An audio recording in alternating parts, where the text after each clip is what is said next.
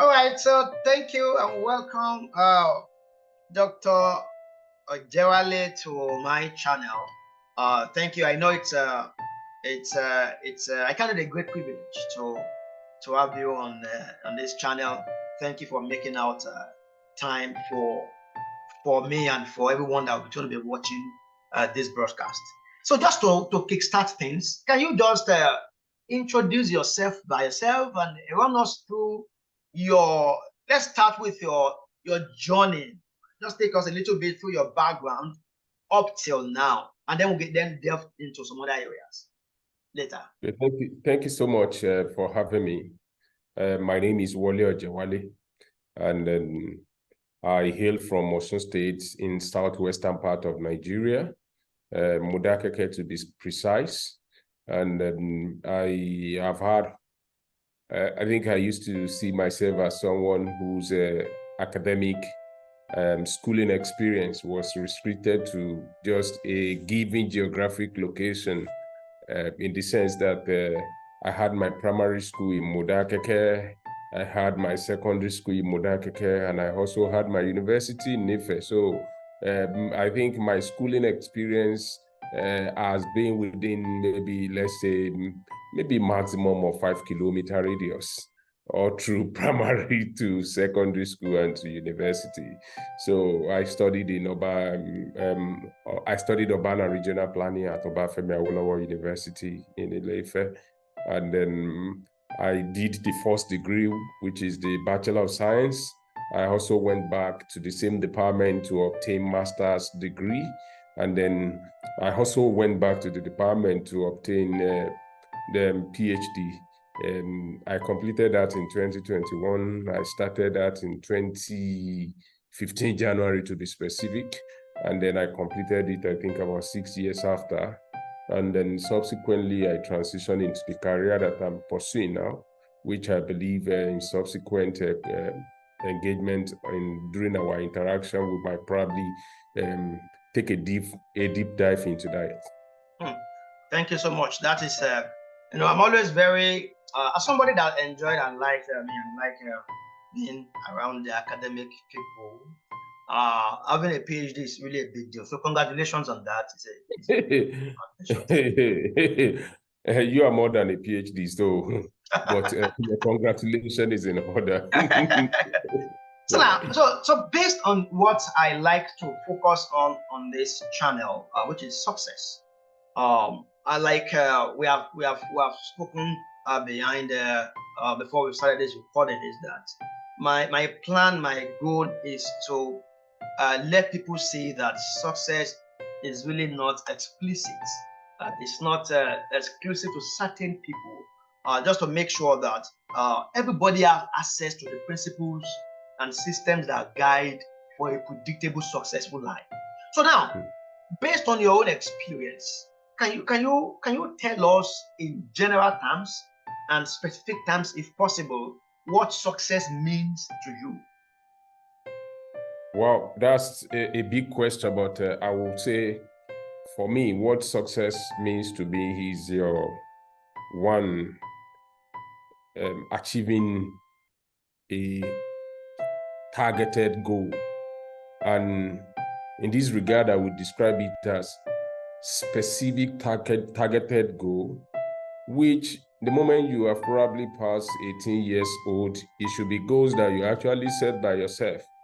So the reason why I am emphasizing passing that age of maturity, passing into that age of maturity, is the fact that if one is still at elementary school, parent teachers are definitely going to set goals for you. So I believe some of us, parent teachers actually, and guardians, set goals for us while we are growing up. You hear stuff like, you must clear your SSC at once, you must return with, you must make sure that your position in class at the end of this year doesn't fall beyond 1 to 3rd. Those are goals that guardians, parents probably set for us. But the moment one crosses the 18 years threshold, I think one has crossed to the age of responsibility.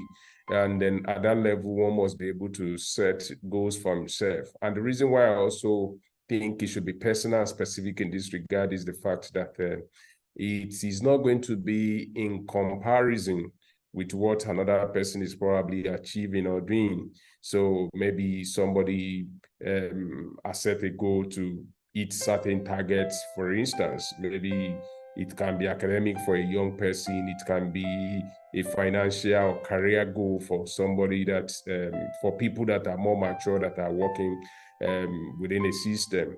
So because the challenge that we face is that most times we fall into this category of comparison, where people want to be measuring the progress that they are making personally based on where other people have attained, and not actually looking at where they are and where they want to be. So for instance, somebody's goal might be to, maybe let's say it's academic goal, for instance, for a young person, which I believe a lot of them are going to come across this video.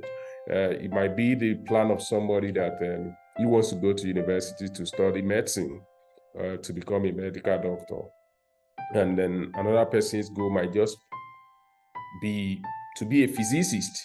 You know, when you put all these things in I mean, these two examples that I've given in comparative reasoning, you realize that one seems to be more popular with young people than the other. And the whole idea is that you go into an academic environment, particularly in Africa, where some of these things, where people are raised to think they want to become a pilot, they want to become a medical doctor, they want to become an accountant. Nobody wants to become a farmer, for instance. So you find a situation whereby probably somebody got into the university and he studied like agriculture, and he begins to see himself as being inferior to probably somebody that is studying medicine, or because somebody is studying physics, he probably sees himself to be inferior to somebody studying computer engineering. But you are going to realize later in life that there is a way that knowledge converges. There's a way that life also separates some of these idiosyncrasies and myths. Let me put it that way, that we put in our head, because you're going to learn later that the foundation of computer science is probably physics, combination of physics, mathematics, and all these things. And then what you probably didn't get through this route, you can also get through another route. So, because I'm part of it, and I think I will anchor on this to say what success also means is flexibility, really. We must be able to be flexible with our goals and our plans, and then realize that not one single road leads to the market. So, for instance, somebody who studied computer engineering might arrive early in becoming a software engineer, for instance. It doesn't mean that a person who has gone to probably study physics can also not now, particularly this time that technology has actually broken down a lot of barriers in terms of learning. You can be anywhere. You can, and particularly post-COVID-19, we have seen how the world has been leveled through technology, and from anywhere you can be anything. So I think for me, to come back to the question, success means ability to live up to yourself set goals that you've set for yourself without looking at the timing and the movement and the steps or achievement that others are actually adding to their feathers at their own level. So success have to be personally defined, and it's going to mean different things to you and me. So for somebody, success could mean making, let's say, maybe $100,000 annually. To another person, it might be making $1 million annually. To another person, it might just be making maybe $12,000 annually. And at the core of everything is that irrespective of where you are in all these things, as long as you have this feeling in your heart that you are doing the right thing, it doesn't matter what other definition that any other person is going to impose on you to make success, as long as you have personally defined it for yourself. So you are successful. Well, that is very, very key. One key point that I find from your definition is that you are going to be the one to determine whether or not you are successful. Yes. Like, take for example now, I mean, just to pick from what you said, somebody like, for example, maybe when you are somebody that is in OAU or in any university, you can say, okay, my own success is when I have a C, I'm successful. And somebody can say, okay, I need to have an A to be successful. So somebody that has a C, maybe he used to have an E or a D before, having a C, it's success to him. And Yes, somebody yes. that his target is an A, if he should land on a C, he will be like, I'm not successful. So Yes. you must be able to personalize your success to know whether or not you're successful. So that is very good. And I mean, I like that. Thank you so much for that definition. And I know that you took us around a lot of routes, which is very fantastic. Thank you so much for that. The next question, based on my experience over the years, I know that success also requires a lot of sacrifices. I'm not sure I have seen a successful person who has not really sacrificed or paid the price for success. Because success is not cheap. It's not. So if it is not cheap, and in your own right, you are successful in your own right.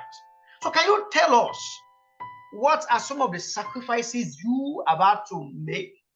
What are some of the prices you have had to pay to attain this level of success that you have achieved?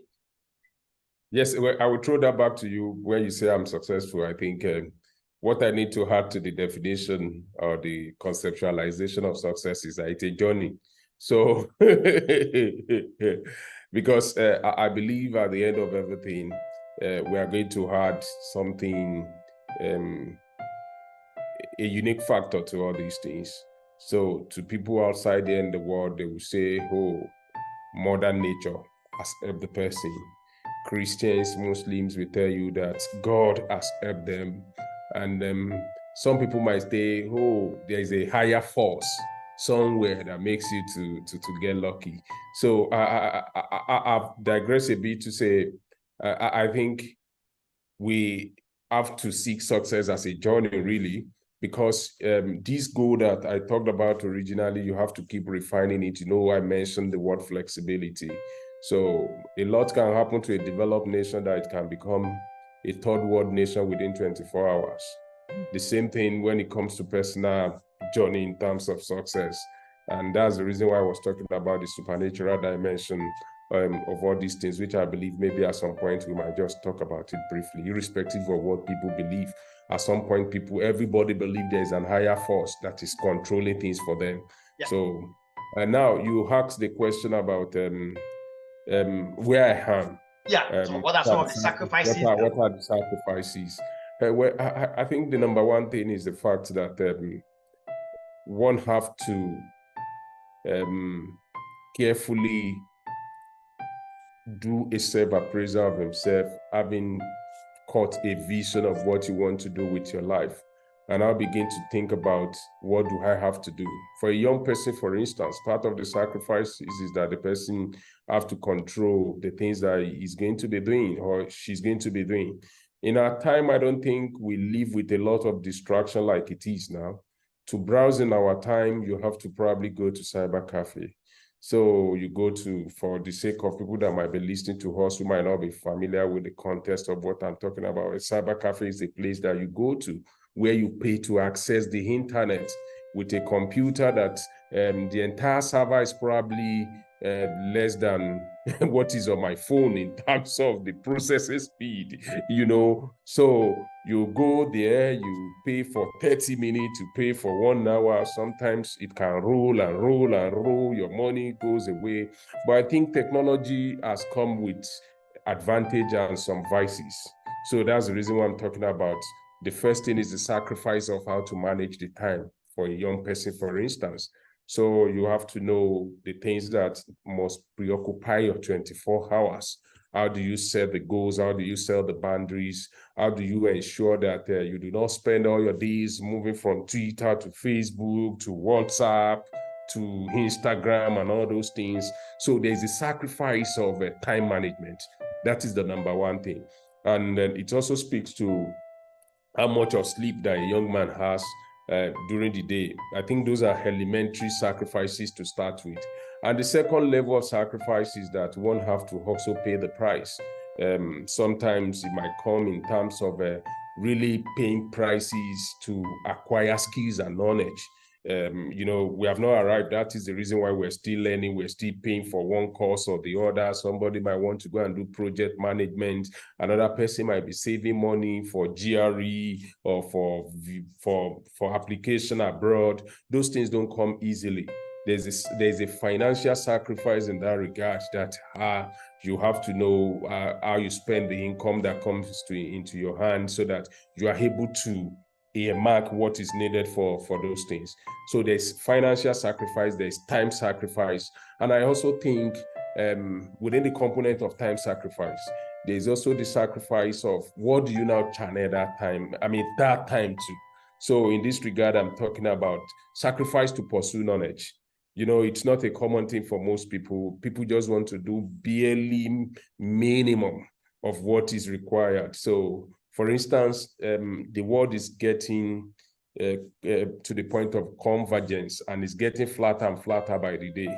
So you, an upcoming professional, a budding professional in our age, for instance, or an aspiring professional in any field, we certainly have to go beyond the minimum requirement in terms of what you read, in terms of what you put into your mind, in terms of sacrificing to buy books, in terms of sacrificing to pay for online courses, in terms of sacrificing to pay for things that are going to put you on advantage platform for the things that you are positioning yourself for. So I think there's also that sacrifice that is, and the sacrifice might extend to maybe sleeping late in the night or waking up in the morning to probably quickly read about management here, read about science here, read about philosophy here, read about business here, read about relationship here, and still read about core academic things that are useful for each and every one of us in our career development. So there's that sacrifice to be paid as well. And I also think there's also the sacrifice of delayed gratification. In this sense, particularly for anybody below 50, we have to continue to embrace this idea of delayed gratification, in the sense that the fact that you can afford it doesn't mean that you should go and buy it. So we're living at a time that you have to always be future minded in terms of what do I do with what is with me. So the fact that somebody can afford a Range Rover doesn't mean that you should go and buy a Range Rover. At some point, you realize, like in this regard, you realize that what is important as a starting point is mobility for somebody like that. So whether it is bicycle that can provide that mobility, or a bike, or a small car, somebody must make that decision for future benefit in terms of how one is managing his resources so as to command more value in the future.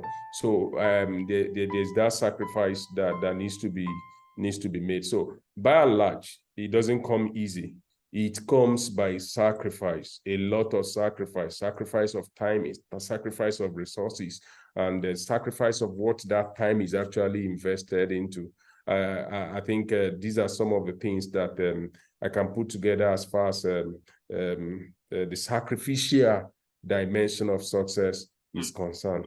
Well, thank you. That is very it's very touching, because you said some things, and I know I've known you since my days in OAU. Met you when I was in OAU, so that means I've known you since 2005.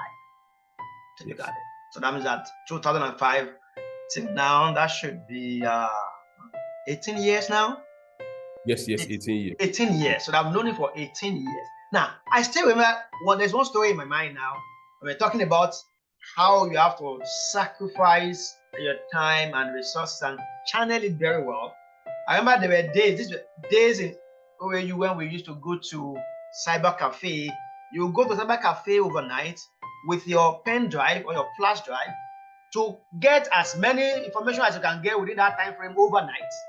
Store them in the flash drive, and then for somebody like myself who don't have a laptop, and then have to look for laptops around the campus on friends to be able to download my information on, and then edit and look through them and put them in the proper perspective. So that was some of the sacrifices we had to make, and it was a lot, but I think it's paying right now. So thank you so much for bringing that to memory. Now, I want to ask, You studied urban and regional planning.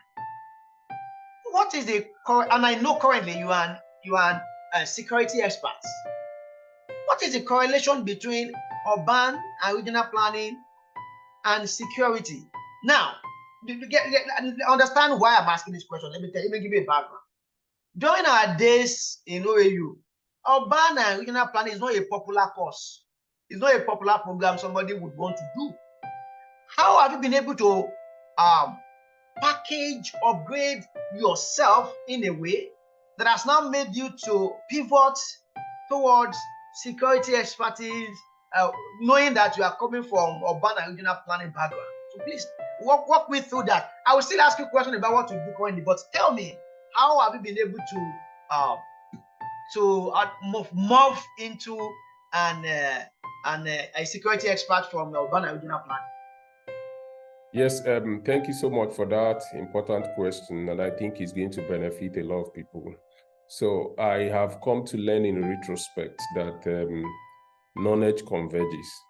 And you mentioned something about urban and regional planning now. It's some of us reluctantly accepted to go there because I remember we're about 38 to 40 students that gained admission into the department in 2004, I think.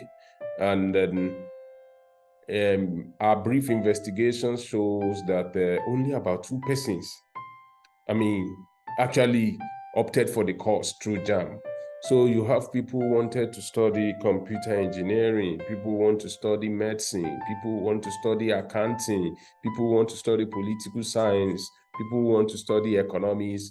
It became a melting pot for people who cannot achieve their dream course, but who desperately need university education, so to speak, because you would rather go to the university to go and study a course that is not celebrated than to go to maybe College of Education or Polytechnic to go and study a course that you think is popular. So I think that is how we found ourselves in that department. And it became a little bit tough for some of us, particularly somebody like me who had a social science background in my secondary school, who actually also was able to clear some subjects during my SSC that enabled me to opt for maybe a course in humanities, particularly law, or a course in social sciences. So eventually, based on the advice of people around me then who were elderly, I actually opted for a course in accounting. And I remember during the JAM process, the cutoff for accounting was 280 and I barely scored 225. So my uncle actually helped me to get into urban and regional planning. So in retrospect, he had the power, he's a professor now, he had the influence to get me a course like sociology or demography, or less competitive courses in social sciences. But the working of his mind is that he read geography, and the popular thinking then is that if you study a professional course, even when there's no job, you might be able to create a job for yourself. So urban and regional planning, which is popularly known as town planning, people who do town planning, who do layout design and all those things, is a professional course. What I think has bedeviled the course over the years that is not appreciated in our context. People don't feel they need a town planner. So his thinking then was to get me into a professional course like estate management. Like if you don't get a job, like unemployment was a big issue, then you can't be able to set up a small shop where people come to do estate agency and all those. That was his thinking. I couldn't influence it. So I found myself in urban and regional planning. I think I also happen to be a student who, as early as 200 level, by virtue of some information and books that I was able to start reading early. I was reading before I got into the university, but my reading exposure took on a new turn when I got into the university to get diversified and read about things widely. So reading about business, politics, government, geography, history, and all those things. So I quickly realized, although this is a very delicate part of my story, which anybody that listens to, as rosy as it is, there are things that you don't want to suggest to people to practice. So we got into this bandwagon of it doesn't matter really that all you need is just to pass through university.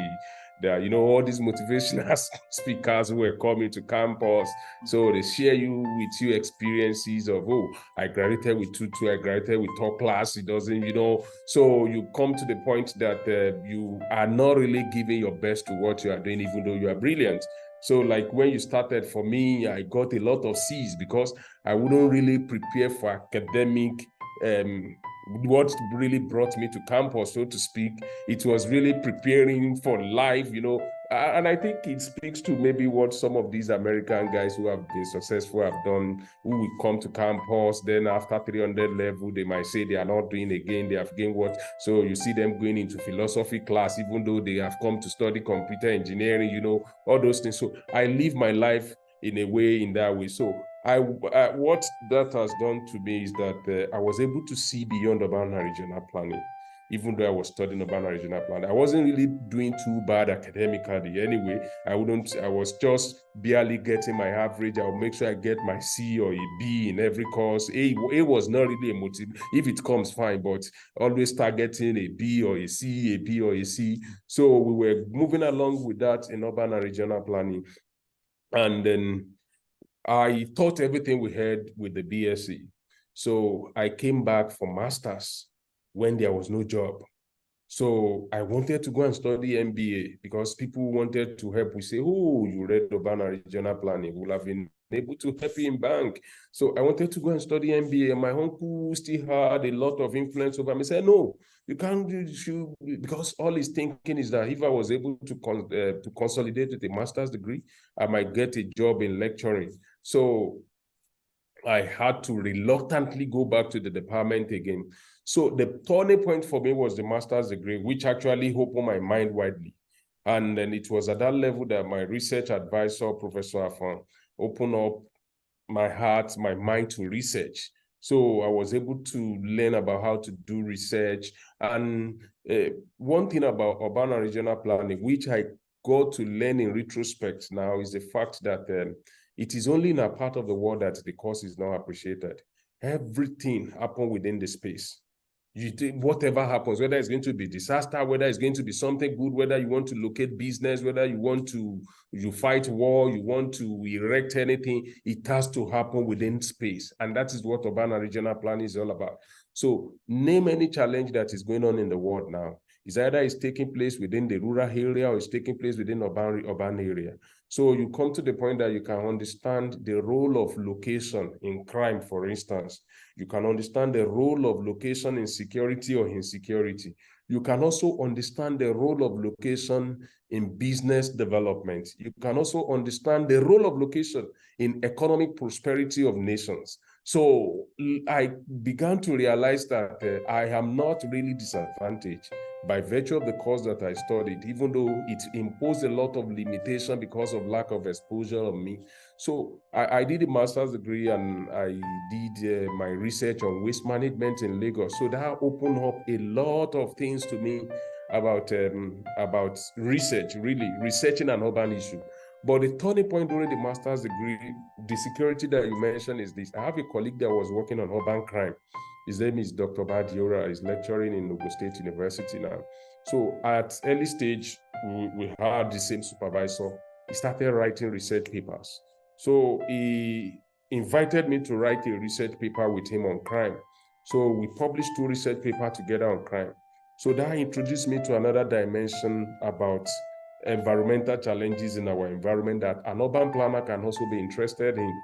So when we published the paper, after my master's degree, I went to a place in Lagos called Center for Public Policy Alternatives, CPPA. I was taken as an intern doing some desk research, and then those 2 papers on crime came out. Then I saw a vacancy at the Center for Law Enforcement Education in Nigeria, which is Clean Foundation.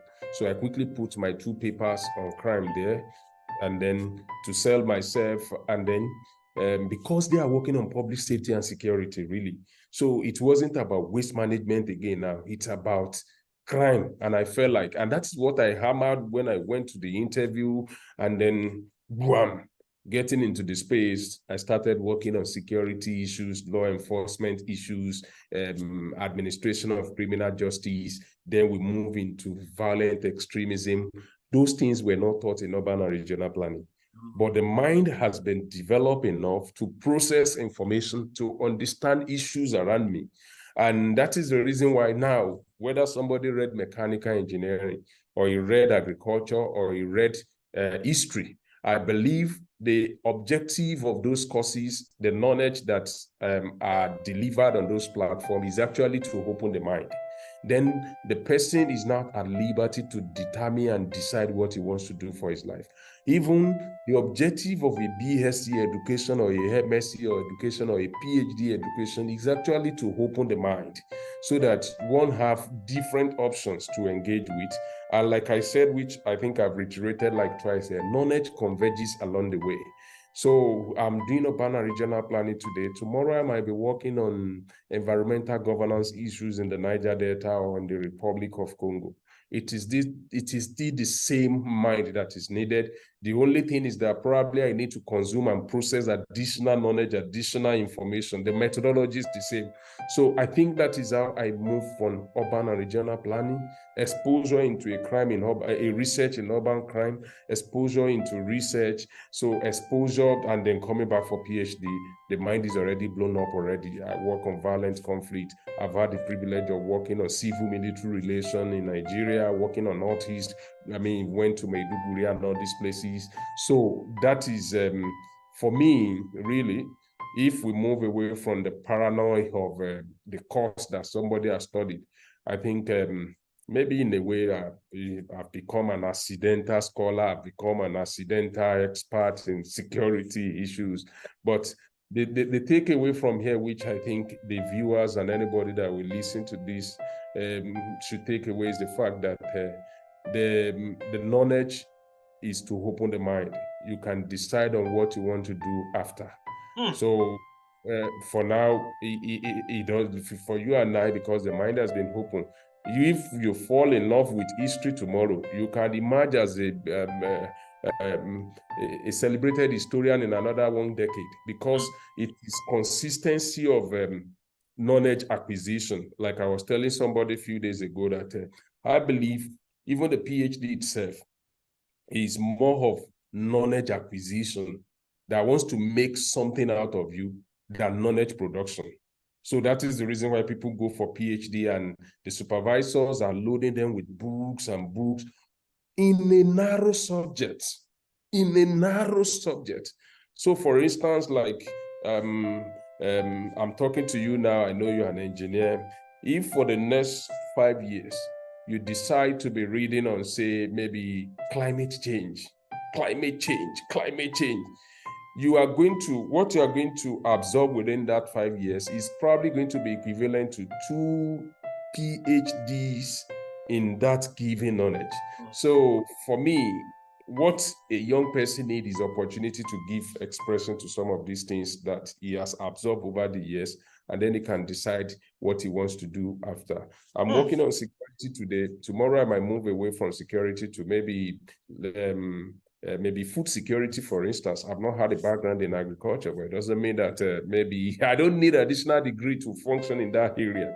What I just need is to acquire certain knowledge, not necessarily going to a university, just because I think with the coming of technology and information age, knowledge has been democratized.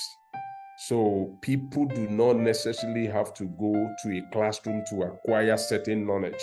If only they can go on the internet to watch YouTube lectures, if only they can go on the internet to read, if only they can go to the bookshop, online or offline, to buy books, I think the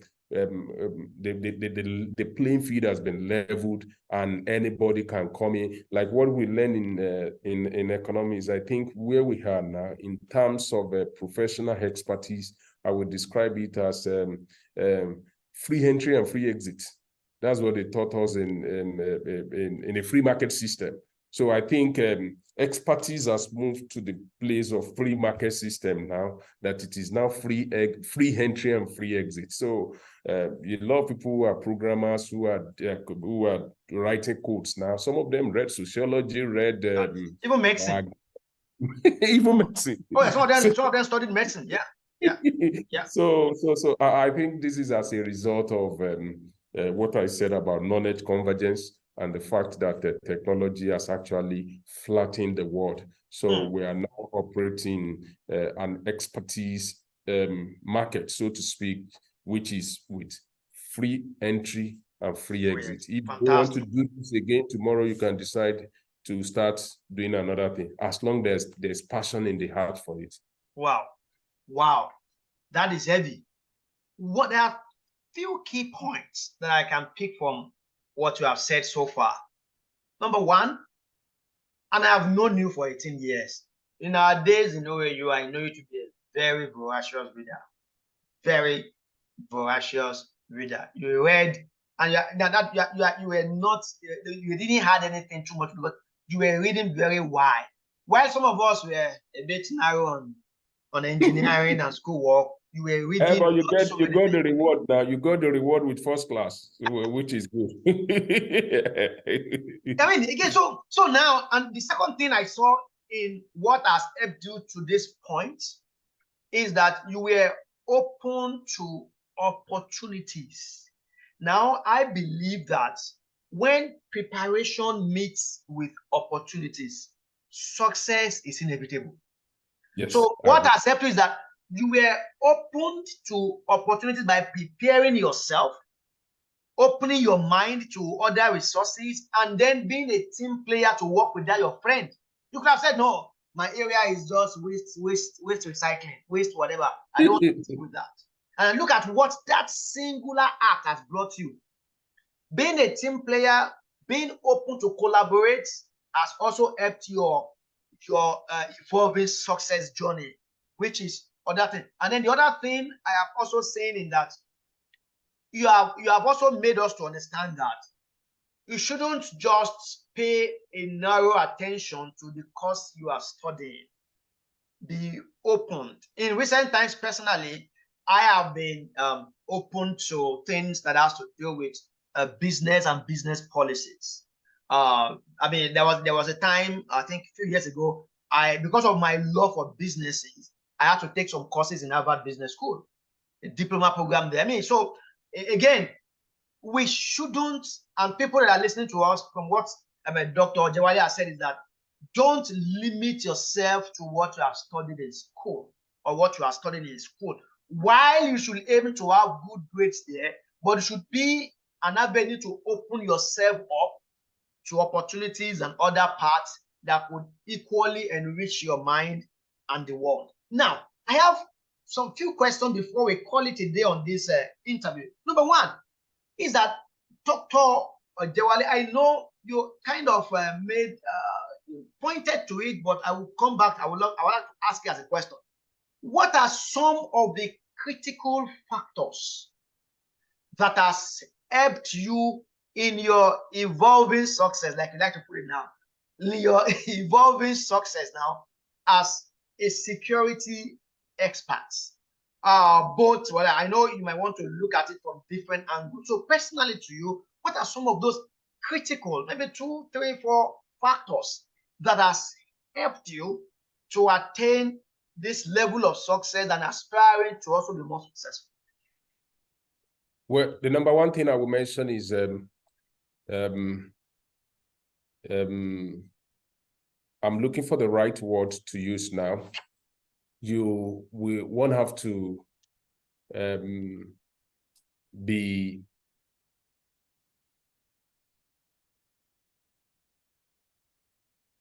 consistent with knowledge acquisition, pursuit of knowledge. It is very, very important. As you and I were talking now, in your field of engineering, your specific field of engineering, in my field of security, a lot of tons of articles, tons of books are being published on a weekly basis. So one have to keep abreast of the fact. I think that is the number one thing. And gone are the days like that you think probably like when we were on campus, we have all the time. Now you don't have all the time. Now, the last time I can tell you for a space of 10 years, I couldn't finish a book. I mean, finish a book at a go. So it is a little here, a little there, one chapter here, two chapter here, you know, that, but to sit down and say, I must finish this book. In fact, I found out that instances where I finished books in the recent time were probably the time that I was flying from one country to another. So you have about 8 hours, or maybe you have about maybe 10 hours. And then rather than doing any other thing, you just keep reading. So I think in the last 1 year, I've been able to finish about 3 or 4 books, but those opportunities only came when I was on a flight. Those opportunities are not, you have family, you have children, they are not always available again. I'm saying this for the sake of people who probably are still single now, to realize that they need to make a lot of investment in knowledge acquisition when they can manage their time. So the number one thing is that voracity for knowledge, pursuit of knowledge, learning and learning and learning. And it has become more democratized now that books are now in e-format. Books are now on YouTube that you can listen to if you cannot read. So books that might probably take you 1 month to finish with earpiece in your hair, you might be able to finish that, let's say maybe in 6 hours cumulatively. So number one thing is knowledge acquisition. And then I think the second thing is strategic thinking. I am one that I'm always looking at, okay, in the next 3 years, what do I want to be doing? Where do I want to be?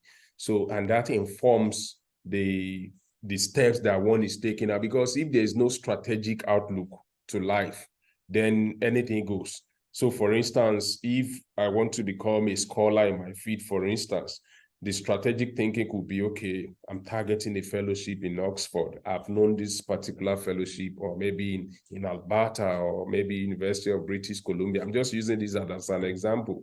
And you feel like, okay, what should I do to be able to come up to this standard in the coming days? So for somebody like me, it might be to intensify my publications, for instance, now maybe in a given area of terrorism. So intensifying publication, and that comes with a lot of reading, a lot of research as well, which is going to be time-taking. And we're talking in terms of career alone. This also extends to financial management at personal level. One is thinking of, okay, I have maybe $10,000 today. How do I make this $10,000, $30,000 in another 3 years? So there's the need for that strategic thinking constantly. One must be able to think about envisage life in the next 3 years, in the next 5 years, then in the next 10 years, then in the next 20 years. So there's a need for that strategic thinking. I think it's also one of the things that I never lose sight of wherever I am, whether I'm in the valley or I'm on top of the mountain. I'm always looking at, okay, after these 3 years, what next? We must continually ask that question of what next, what next? And that is the reason why a lot of people look to be restless, but that drive must be there. You just have to, okay, after things must not happen before you begin to think, so how do I manage? How do I come out of this? So the number one thing, like I said, is that pursuit of knowledge. The second thing is strategic thinking. And then another thing, which I think is very, very vital to me, is the network of people around me, the people that I have been privileged to meet. We must be gracious enough to once in a while reflect on the dots, connecting the dots that, okay, so for instance, I mentioned to you that I after master's degree, I got a job of like internship, and I was being paid 50,000 naira every month. I was living in a place with a friend that we're just like in a ghetto in K2, somewhere in Lagos, southwestern part of Nigeria. And AJ, that job of 50,000, I spent 6 months on that job, and I met like 2 or 3 or 4 most influential persons that have influenced my career outlook permanently on a job of 50,000. His name, the CEO of the organization is Dr. Smith. Graduated from Harvard, from Unilag, then Harvard. He read dentistry. But if he picks you up on quantum computing, as we're talking now, you will think he read quantum computing. If he picks you up on food security, you will think he probably read agriculture. I used to say it, I've never seen a man that is so prodigious in his mind like him. So we were working in a place that we weren't really working as. If I look at it in retrospect, he will give us books to go and read, summarize the book, write an article. So things that naturally you should be doing for yourself. So you are now getting money doing that. So we read all kinds of books, Why Nations Failed, Black Swan, a lot of book where the world is flat, so he made me and he used to say something that if your knowledge is not bringing you money, that means it's a useless knowledge. So we are not talking about knowledge acquisition for the sake of knowledge acquisition here. At the end of the day, the knowledge you have acquired must translate to commercial gain, that you're able to solve your personal problem at least before you can help others. So pay your bills and all those things. So the network of people that I've been able to meet. Then I moved from there, moved to Clean Foundation, where I was also privileged to know and meet and work with the late Innocent Chukwuma, who was also another prodigious mind in the civil society space globally. So you meet people who are constantly challenging you. And how do they constantly challenge you? You are just having a conversation, and the realm at which they are operating, the free flow of information, the thinking, you leave that place like, I think I need to go and know more. So that's pressure, internal pressure. Nobody puts you on that pressure. You are the one who puts you on. It is a self-inflicted pressure, because you must be constantly aware of your ignorance. You come in contact with some people and they blow your mind away. And you know that it's not that this knowledge probably rain upon them like water from heaven. They have exerted themselves, putting their nose to the wall to be able to acquire this information. So the networks of those people that I've met, and then the same network also extend to people who now share opportunities with you. Not just because the fact that people, you meet them, they read books, it doesn't solve your problem if they don't share opportunities with you. So you have people who say, oh, this thing is available, can you do it for us? People who naturally out of their own, something comes up and they thought of you that you are the one who can do it. And the reason is because they have seen your skills, they have seen what you can do, they've seen what you have demonstrated. So there's that relationship in two directions. One is people actually inspire you, who make you to always wanting to climb higher. And then relationship of people who bring opportunities to you. They share jobs, they share materials, they share opportunities that are going to make you better, that are going to make your bank account better. So if I can put it that way, Very important. It's very, very important. So I'm privileged to have a couple of persons that I've met in the course of my career pursuit, both nationally and internationally in this regard. Things come up, maybe it is even invitation for conference. They think about you. I've been able to move around a bit, and some of them come as a result of interaction with these people. So that is what I think I mean by people that you've been able to meet, people that you've been able to interact with over the years. It must come in these two directions. Networking, you are networking with them, and they are making you to see your inadequacies, your incompetence, and then you want to go for more. So I've met them in the course of my programming work. I've met them in the course of my scholarly engagement. And then I've also met them even in the course of moving around. It's something as basic as meeting people, exchanging contacts. If you are deeply interested in the person, the next thing you should do after that is you send a mail within 24 hours or maybe 48 hours after. So I've had that kind of privilege. Where I am today, that is how I met somebody who was useful later, and then who has been tremendously useful even in invitation to conferences and all these things. So I think that networking is very, very key. And then the last one, which I think maybe, I don't know how it's going to come up, is that anyhow, there is this, what I would describe as the higher force dimension. At the risk of probably affecting the sensibility of your international audience, people know that at some point there is a higher power. And whether you are Buddhist, you are Christian, you are Muslim, you are whatever, there's a need to always look in that. I'm a Christian, and for me, it is God. And then I don't joke with my prayer. It's very, very important. You must not get to the point that you are so successful and then you have interacted with people who are carried away by the worldly philosophy and all those things. And we can't get to that point that we also now get to the point that you begin to throw away things that actually made it. Because some of the things that you have not mentioned is the fact that when we're on campus, we were not only reading alone. We're always spending our times in the sports, playing the sports center. The White Wolf. Going there to pray. And you know, when we're growing up, there's a song like prayer is the key. Prayer is the master key. So it is not enough. A lot happens in the world that there's a need to commit one's life, one's endeavor to the hand of superpower, higher power that can lead you to the rock that is higher than you. So I think that is what some people call the G factor, and is the fact that the God factor on the final analysis. So we can go on and on to talk about this, but in summary for me, number one is pursuit of knowledge. The second thing is networking, and then the third one, I've forgotten what I call the third one now, but the fourth one is the G factor, which is very, very important. I have two more questions. I have less than 5 minutes here right now. 2 questions.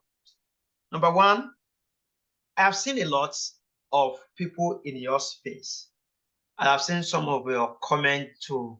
So I think I think that's how I got to know some of your comment to some of your colleagues write up or colleagues shows or stuff like that.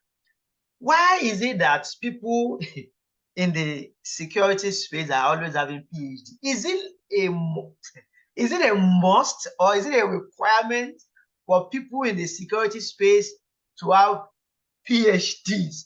And how would you now? So let's say, for example, now I am as a Nigerian living somewhere in Makoko or living somewhere in Bayelsa, and I want to become a security expert. Must I have a PhD? Please walk me through this. And then I have one more question. I will call it. Okay. Yes. I don't know. Maybe it's accidental, because for someone like me, I think what I have is an accidental PhD. I practically wanted to leave my BSc and thinking probably I'm going to join bank or developing myself in HR or maybe public speaking. You know, when you are young, a lot of dreams are flying around in your head, and then so there's that. The least thing I want to do is to go in the direction that I am presently. But the way I will answer your question is the fact that the nature of the work that we do. The significant thing that I've come to realize is that the work that we do is extremely knowledge-driven. So you have to be on the cutting edge perpetually.